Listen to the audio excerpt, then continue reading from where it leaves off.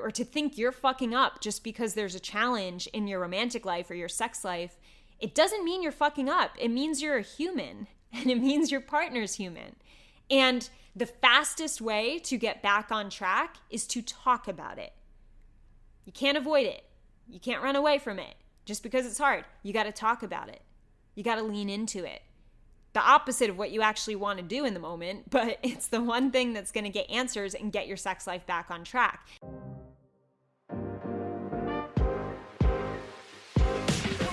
Welcome to What I Love About Sex, where some incredible guests and I, Steph Kanowski, will be bringing you the tools for improving your sex life with topics such as sex issues with your partner, sexual self-confidence, premature ejaculation, sexual shame, masturbation, sharing your fetishes, orgasmic pleasure, and more. Sex is still so taboo, and I personally believe that by improving our understanding and communication skills around sex, we can enhance our own self-pleasure as well as deepening our long-term romantic relationships. So listen in, try to stay open-minded, and let's get started.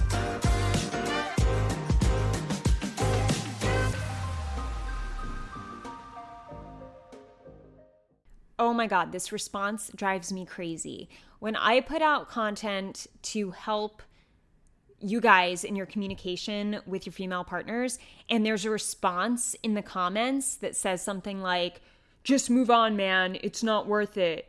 It's not that hard to just move on and find someone who wants you. You got this, boys. Or like something like that. I'm just like, what the fuck are you talking about? So I get this type of comment all the time. And here's how I responded when I got it yesterday. I said, that's based on whether or not you want to make it work with the person. Moving on when things get hard is not the answer. That's called avoidance. Every, even healthy relationship has challenges around life and intimacy. I'm showing the importance of working through the challenges, not running from them or avoiding them. All right, so that's my response to show you guys that, first of all, it's very normal for you to feel a disconnect or a lack of desire, or your partner's a lack of desire for you, or conversation gets hard because you're not consistently talking about things, and therefore sex becomes a hard topic to talk about because it's not your average topic, et cetera, et cetera. This happens quite often in pretty much every single relationship. There are challenges and moments where you're like, oh, I don't want to talk about this, but I know it needs to be done because we have to get on the same page. Or fuck, oh, why is sex so hard? It shouldn't be so hard, right? That's something that people think all the time, when really sex is just another part of your life that if you're not actively working on it, it gets harder to keep frequent and keep strong and healthy. Just like your body, if you're not working on your health and you're not keeping any sort of maintenance program around a healthy diet or healthy fitness, you will get out of shape and you will start feeling overweight and shitty and you will get pain, etc. Things will happen when you stop putting effort in, and it gets harder to get back, right? So that's with everything. If you spend money and you have a shopping addiction and all of your money is slowly leaving you, right? It's going to be hard to get back to the place of creating a sense of discipline around your finances, learning where to put your money, understanding your mindset around money, fears around money, how you're going to act moving forward with that money, and then getting back to a place where you're financially comfortable again, right? It's a process that if you don't work on it for a while, then getting back into a secure place with that thing means you got to go back to level 1 and start over to build a strong frame and get to that healthy maintenance. So if we look at sex the same as we look at the other main areas of life, which are our relationships with other people, our finances, and our health, we see that it's all the same thing. It takes effort to put into it. I have a client now I'm working with, one of my one-on-one clients, and he opened up to me about feeling shame working with me. Like he had this feeling like, I shouldn't be here. I should know this. I shouldn't need help with this. And he also shared how he hired financial coaches in the past. He is working with a therapist. He hired a fitness professional, a fitness coach to help him there. So he's like, it's interesting how I've always, like, all the other areas of my life are so solid, and I've also reached out for help with these areas. But this area, I just thought I shouldn't need it.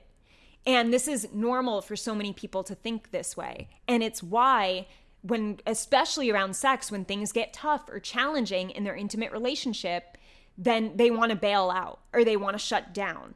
They don't really want to. It's just the natural response because you're not used to learning how to work through the challenges. And you just therefore think that there shouldn't be any challenges, right? So with so many assumptions, chronic assuming, that there shouldn't be challenges in your sex life, it leads to you not working on it. And I'm saying that it's normal to bump into sexual challenges no matter how healthy your relationship is.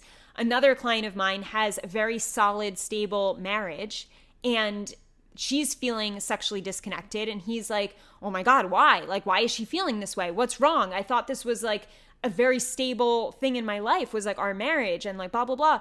And I'm like, she never said it wasn't stable. She said she was feeling disconnected from you. And when he talked to her, her response also was, I never said we weren't stable. So let's just normalize the fact that you can have a stable, strong relationship and still have moments of falling out of desire, still have moments of disconnect, still have moments of challenges, still have moments when having a certain conversation feels really hard. That doesn't mean there's something wrong with your partner or wrong with your relationship necessarily. It means that there's a challenge you have to work through. And the only way to work through it, guys, is by communicating. So my response to all these guys that are like, find somebody else, guys, it's not that hard. Yeah, if you want to take the easy route and keep running away from a relationship every time something gets tough or every time a challenge arises, good luck finding a long-term partner. Because I guarantee you 100% guarantee you, you will never find a partner who doesn't present challenges. Ever. Especially if you find the right one. Because when you find the right person, in my opinion, you find someone who's truly compatible with you and makes you better, and you gravitate towards someone to make you a better man, then that woman is going to challenge you even more, right? Because she's helping you level up. You see something in her that's going to help you become a better man. So of course you're going to feel challenged with her. But that's not necessarily a bad thing. And this is what I was sharing with a third client of mine recently, was he's feeling challenged and he tends to attract women who are very independent, strong women who challenge him in certain ways. And he can sometimes get defensive around this, but I have to remind him like, hey, you're a man who very much values personal growth. And this is why you attract these badass women, is because you believe, you know how important it is for you to grow and be better. So you have to see these women challenging you in a respectful way, right? They're not challenging him by being bitches or taking advantage of him. I mean, challenging his insecurities by just saying what they want, saying what they need, creating certain conversations with him that he's not used to. Like, this is a healthy way of challenging. So for him, it was like this little light bulb moment of like, oh yeah, okay, so her challenging me in these ways isn't a bad thing. It's actually something that's going to make me better. It's actually what I'm looking for in my relationship, is a woman who challenges me and makes me better and stronger and wiser, etc. Because otherwise, what's the point? Like, why be with another, in my opinion, why be with another person? Why find a partner who's going to just keep you in the same place you're at, or even worse in your life, right? Like, what's the point of that? Wouldn't you want someone who helps you see your blind spots and helps you become better and understand yourself more, understand being with another person, under just having a better life, right? Like, isn't that the whole point of like why we partner up? I mean, of course, to procreate, there's that too. But you know what I mean? So I just see challenges as such a normalcy and not something we have to run away from, but something we have to get curious about. I see it as, this is normal. There's always challenges, especially when something big comes up. But even when something small comes up, there will always be challenges, and challenges are normal. What helps you have and thrive in a long-term relationship is understanding that the challenges are normal, but understanding how to deal with them. Not run away from them, not avoid them, not just assume your partner is a piece of shit because you feel bad around them. You have to get curious around why is this thing in our relationship happening? Why are we feeling distanced right now? Why are we not having a lot of sex right now? What can I be doing to help us become closer and connect again? What were we doing last time we felt really connected? Let me share that with my partner. Let me see what my partner thinks about this. See how this curiosity leads to questions. It leads to a pattern of thinking that puts aside the bad assumptions and invites ideas that are healthy for moving forward. So if you can look at these challenges like they're not necessarily a bad thing, let me not dwell on all the potential negatives. Let me just understand where we're both at, ask her some questions, tell her how I'm feeling about it, see if she asks me any questions, and then come up with a plan together because we're a team. We're together because we want to work on things together. We want to get through life together. We care about each other. So that means we're going to be a team. It's not going to be me versus her. It's going to be us. Let's figure this out. Right? And when you have a partner who cares about you and wants to figure it out with you because they agree, being teammates, right, and being in this with you, then they will talk to you about it. And sometimes it's hard to talk with a partner who, when you guys have not had consistent communication, and maybe you want to talk to each other, but you're like, I don't know how to have, like, we just suck at communicating. Like, we love each other, but we're not the best communicators. If you feel that way, because I know a lot of you guys are in this ballpark, then I would just take the advice, the simple, solid advice of view it from a curiosity perspective. Get really curious. Ask questions. Just a quick break here to remind you guys to leave a rating and review for this podcast on Apple or Spotify. If this has provided you insight, given you clarity, helped you in your relationship, let me know by writing a review. Love you guys, and let's continue to the episode. And even when you have to call out the elephant in the room, do it. You know, if you feel awkward, just be like, oh man, this feels super awkward, but I really just want to get better at talking with you about the challenges that come up in our lives.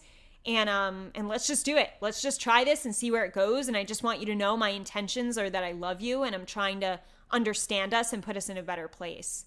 Okay? And I also want to hear your input. When you preface a conversation like that, it's very hard for your partner to be angry or defensive at you. Because you're going into it so vulnerable and honest, where you're like, all right, I don't know where this is going to go. I know I'm not the best communicator. I know we don't communicate as frequently as maybe would be best for us, but let's try to figure this out together. What do you think? That's a man who takes the lead. That's a man who's masculine.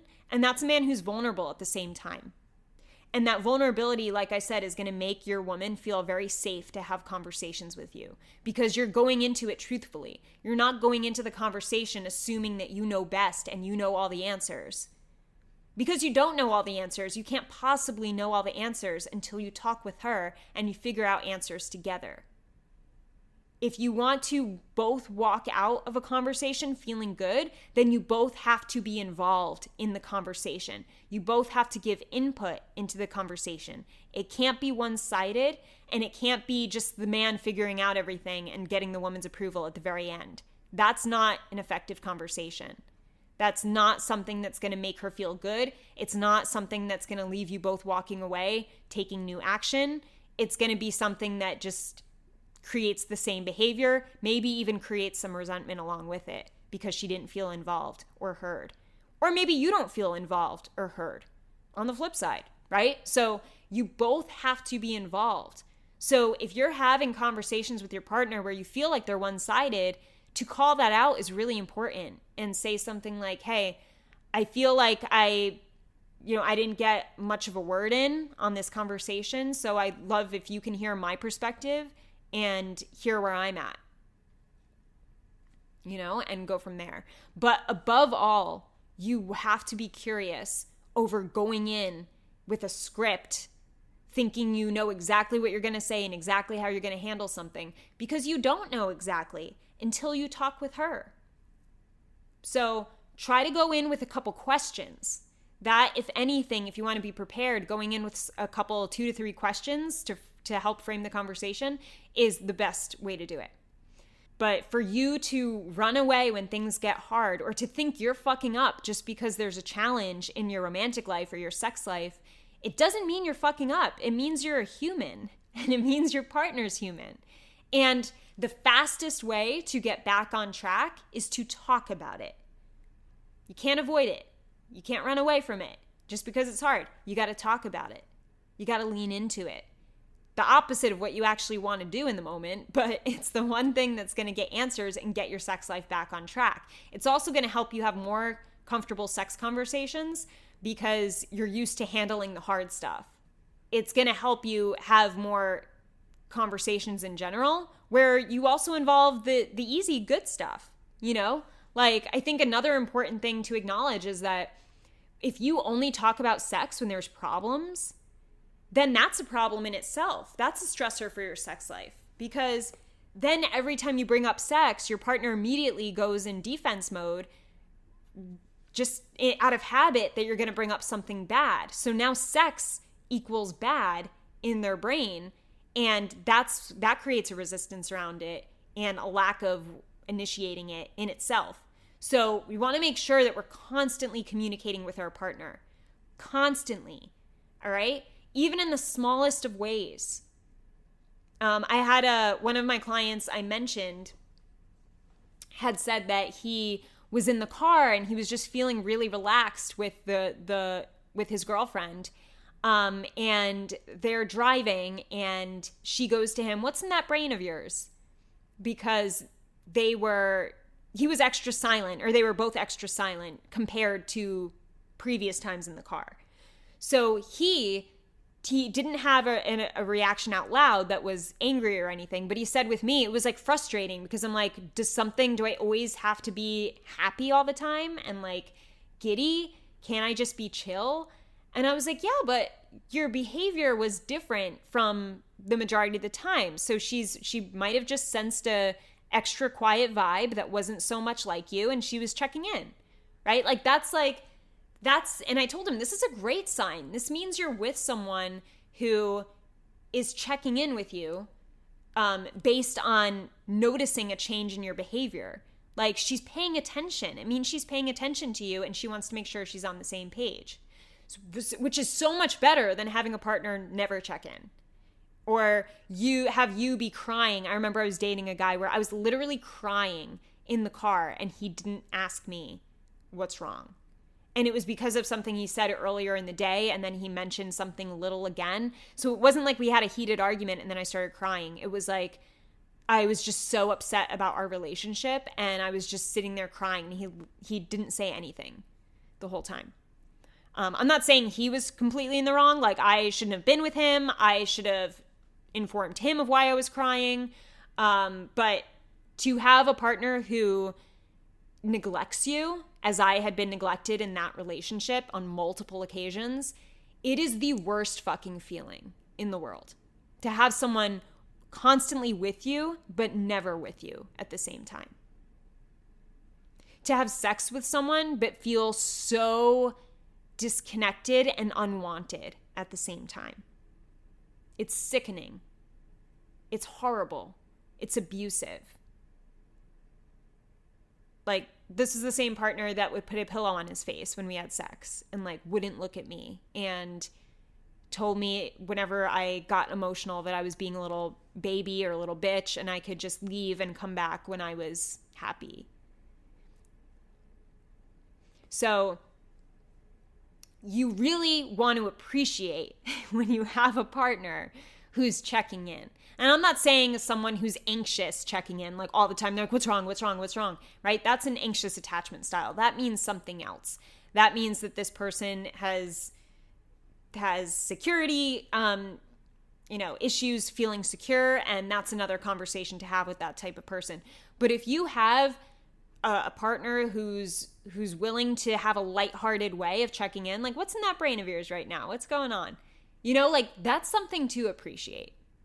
and never take for granted. And if you have a partner right now who does check in with you, it just like appreciate that and check in with your partner too in the little ways, because that adds up and it really does over time create this space for the two of you to talk about the hard stuff when it comes up. Because if there's constant check-ins around the good stuff in the little sweet lighthearted ways, then when it's really time to check in and talk to each other, it's easier.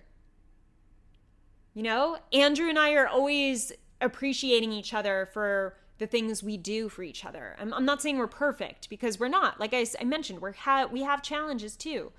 But because we have so many more conversations that are playful and about our fun future together and about how we can support each other and making jokes and just having random moments where we share how much we mean to each other and how we express attraction for each other on a daily basis, like all of that consistency in those little ways is so overrides the big conversations we have to have, or the conversations that feel really big when something's wrong or a challenge, right? So it's not so difficult. It doesn't feel great. I don't love sitting Andrew down and feeling like I'm unattractive to him in the moment and like having to understand how we can best navigate our sex life when I'm in pain all the time. Like, that's not something I'm ever in the mood to do,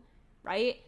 But it's easier for me to do it with him because I trust that he's going to accept my invitation for a check-in, because that's what we do and that's what we've committed to as a couple. And I also I trust that he will give me his undivided attention, because he's always 100% present with me when I need him to be. And I also know that we're going to walk away from the conversation with actions and with answers, because we always do. And that's why we have the check-ins. Those are our intentions for our check-ins, to make sure we're okay, that we're on the same page, and if there's anything we need from each other, we help provide it. So knowing that I have that consistent safe space, it's easy, along with the fact that we have many consistent conversations about the joys of our relationship. And those joys and that silliness and that fun and the sexiness is outweighed by these difficult conversations. Right? So you're normal. If you have challenges, it's okay. We all do. Every healthy relationship does. And John Gottman, the leading marriage researcher, I think he has a 96, 97, something around there, success rate in dictating divorce with a couple based on the first 3 sentences they have in front of him. Isn't that crazy? So the first 3 sentences in terms of bringing up a conflict. So that's pretty crazy. But what he says is that it's not that couples who have been successful relationships that are happy long-term, it's not that they fight less. It's how they handle. It's not that they have less conflicts. It's how they handle the conflicts immediately and effectively that adds to their success as a couple, or that leads to their success. So he's saying conflict is not a bad thing. It happens with the most successful couples out there. But what they do differently to be successful long-term is they handle the conflict immediately and effectively, and with a sense of leaning towards each other, not avoiding each other. So basically the opposite of this comment that I mentioned at the beginning, which is, dude, find someone else. It doesn't have to be that hard. Move on. That's leaning away. All right? That's not leaning towards. So if you're trying to make it work with your significant other, you got to lean towards. All right? You got to lean towards and understand that it's okay. And you're human. And you're normal. And there are ways to keep consistent communication so that these tough conversations are very doable and they don't feel so huge. So anyway, I thought that was a helpful piece of advice to share with you. I also just wanted to share that I am also human, and I also feel distance from Andrew sometimes, and he feels distance from me. And it doesn't mean we're not attracted to each other. It doesn't mean we don't love each other. It means we're having a temporary moment where we're dealing with something, a challenge, and we call it out, and then we deal with it, and then we feel connected again. Every time, right? It's only happened a couple times where we felt a big disconnect, and it makes sense because I'm going through a lot of shit. I am not my usual self in the last 8 months. I've dealt with a lot of health issues, and that can certainly change the dynamic of a romantic relationship. 100%. I get that. I'm not happy about it. It sucks, but it's reality right now, and it's something that we have to work on it. We have to work around, and I'm very grateful to have a partner who's willing to work with me and who totally understands where I'm at, and who also prioritizes health over our sex life. He really does. He's like, Steph, health is number one right now. We're, of course, like, we still have sex, and there are certain weeks where I just can't have it, and that could be frustrating because of pain or because of mood, whatever. But we're working through it, and that's what's important. Surgery is in 11 days, I think. Woo! Yes, 11 days. Pretty crazy. I recently shared on my Instagram stories an update. So if you want to hear the update, I'll share it right here. Otherwise, have a great day. But yeah, so I think I shared in the previous episode about, I think it's titled, I'm Getting My Boobs Out. I shared that I would be getting a deflation before the surgery, 2 weeks before. So that deflation date was on Wednesday, this past Wednesday. Today is Friday. And I fly to Austin with Andrew. We take 2 flights to Austin. With the delays, we get to the doctor's office 1 minute before appointment time. We have very clutch timing. And I'm putting my robe on. They're taking the pictures. And we get to the operating table, and my surgeon tries to do the deflation, which means suck out the liquid out of my implants to see what I naturally look like, because that way I'll know if I want a lift or not during surgery. And he couldn't do it because it turns out my implants were silicone, not saline. They were silicone. So silicone implants have a gel interior, so you can't do a deflation with silicone. But saline, I could have done it if I had saline because it's a liquid inside. Both implants have silicone exterior, so regardless of whether a woman has either, she could still have breast implant illness, and she still has silicone in her body. So that was disappointing for flying to Austin to do a procedure that wasn't able to happen for me.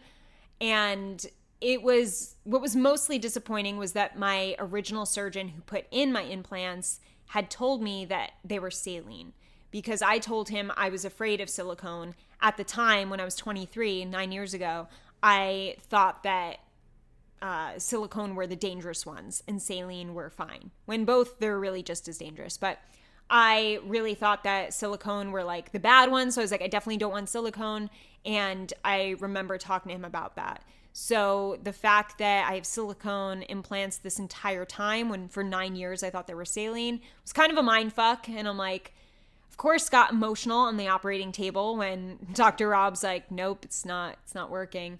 But he was very comforting. His whole team was so professional and empathetic, and just keeping my spirits up by just saying, hey, like, that's okay. We know what we're going to do now. And here's exactly how I'm going to do the lift. And you're in great hands, and, your skin looks great, and it should be a very smooth, great recovery. So overall, I really enjoyed meeting the team, meeting my surgeon who's going to do my explant. And it sucks I couldn't go through with the deflation, but it is what it is, right? So then we flew home. Immediately after that appointment, had more delays on 2 flights home. So 4 flights to Austin and back in a day, staying at the surgery office for like an hour and a half. It was pretty crazy. I also had to wake up at 4 a.m. to do my yoga for 75 hard. And then I still had to do my outside walk for 75 hard by the time we got home. So Andrew, my amazing, incredible boyfriend, went on a walk with me at 12:15 a.m. And then we got back around 1 a.m. and then went to bed 15 minutes later and didn't set an alarm. So that was nice. Got some much needed sleep. But yeah, just overall a very emotional day. I was crying, like preparing for this, for the image of what I was about to see, and just feeling like, oh my God, I'm going to look so different in literally a half an hour. Oh my God, like I'm going to go on an airplane looking one way and leave looking another way, but the capsules will still be inside me. I'll still be feeling sick. Oh my God. So there's just so much I was trying to process, and then feeling lied to on top of that from the surgeon who put these in me 9 years ago was just like the icing on the cake for my emotional roller coaster. It's just like, what? But overall, I did feel much better leaving just after, like I said, meeting Dr. Rob and his team, who are fantastic. So I am very much looking forward to surgery in 11 days. And I couldn't be more ready. Andrew's been fucking incredible. I couldn't ask for a better partner, sincerely. And yeah, it has been interesting though, like with the whole sex life thing, because, you know, for me to, first of all, to be talking about sex every day and to be talking to clients about it, helping them through their struggles. It's just interesting because this is the first time in my life that I've had real sex challenges, like real challenges where I'm not as wet and my libido is just not there sometimes at all, which I've never felt before. I've grown into a more responsive arousal, which means that I don't just think about sex as much as I used to.